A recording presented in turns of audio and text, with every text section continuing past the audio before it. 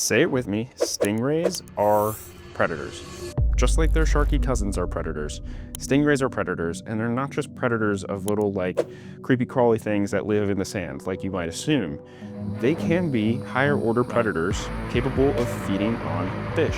Many of the stingrays, larger stingrays like the ones in this video, can occupy similar trophic positions or like height on the food chain, ecological roles, if you will, as some smaller shark species. Yeah, just because something sort of looks goofy to us, looks harmless to us and silly and cute, doesn't mean that it's silly and cute from the perspective of a fish. Okay, we know that they are very good at excavating and detecting prey that are buried in the sand, those like in-fauna animals that live within the sediment, in-faunal prey.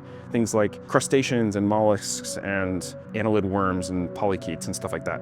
And so they will use all those magical ampullae of Lorenzini, those electroreceptors, to detect prey buried and hidden away in the sediment, and then they'll flap away to excavate, and then crunch, crunch, crunch, they feed. But you know, this sort of pancake morphology that they have, body plan, is also really effective as being sort of like a blanket that they throw themselves over fish and entrap them underneath their mantle, and then they use their mantle to sort of like manipulate them to the fish's demise at the mouth. In fact, pelagic stingrays have the body morphology of like a benthic dwelling sea pancake, but they live up in the water column and they live far offshore where there is like no bottom in sight. And so it's actually amazing. You can see these guys at the Monterey Bay Aquarium, and it was one of my favorite things of going to the Monterey Bay Aquarium, because how they feed, having a sea pancake-like morphology that's good for throwing themselves over fish and entrapping them against the bottom is great, except there's no bottom,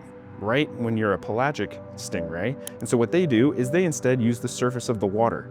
And I got to witness this in person, and they basically flip themselves over and make themselves into a little cup, and then they kind of raise that cup a little bit out of the water, and then they manipulate the fish into their mouth at the surface of the water. And it's a really, really unique foraging behavior that if you go to the Monterey Bay Aquarium, and maybe if you're so lucky as to get some sort of behind the scenes tour where you can go up to the open sea exhibit and look down during a feeding time, you might get to witness this happen. It's pretty dang cool.